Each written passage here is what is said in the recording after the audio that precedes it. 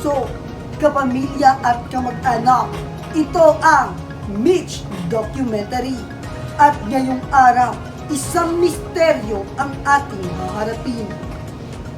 Paano kung imbis na mag-submit ng reklamo sa barangay, suntukan na lang kayo? Sa isang tribo sa Peru, ganyan ang ginagawa nila bago magbagong taon. Hindi ito gulo, tawag nila dito, takanakoy.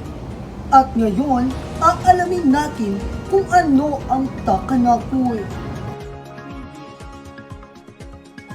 Ang takanakoy ay isang taunang ritual ng mga Quechuas communities sa Chumbivilcas Province, Peru. Gaganapin tuwing ika-25 ng Disyembre, pero wala itong Santa Claus at regalo. Ang takanakoy sa wikang Quechua, ibig sabihin suntukin ang isa't isa.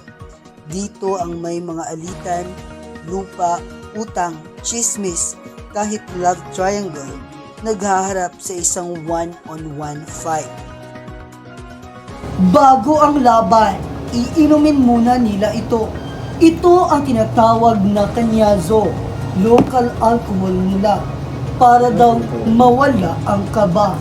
Tapos sasayaw sila ng wailiya, suot ang makukulay na costume na tinatawag na oichulu. Yung mga ski mask, para daw anonymous ka.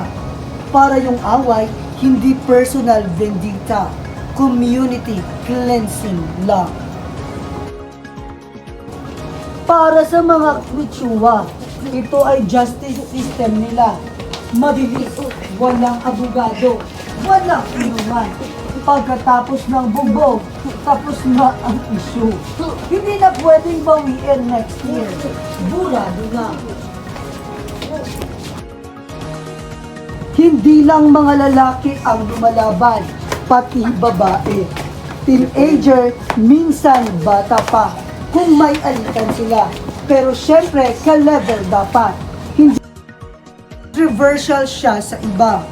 Sasabihin ng iba, karahasan yan. Pero sa kanila, ito ang paraan para hindi lumala ang sama ng loob. Better a punch today than a knife tomorrow, sabi ng isang matanda sa Chumbivilcas. Pilipinas, may areglo tayo sa barangay. Sa Peru, may takanakoy. Iba-iba man ang paraan, pareho lang ang gusto natin.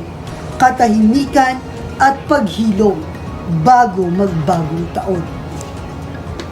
Kung ikaw ay may kaaway ngayong 2026, kakausapin mo ba o hahamunin mo sa takanakoy? Comment mo nga sa baba.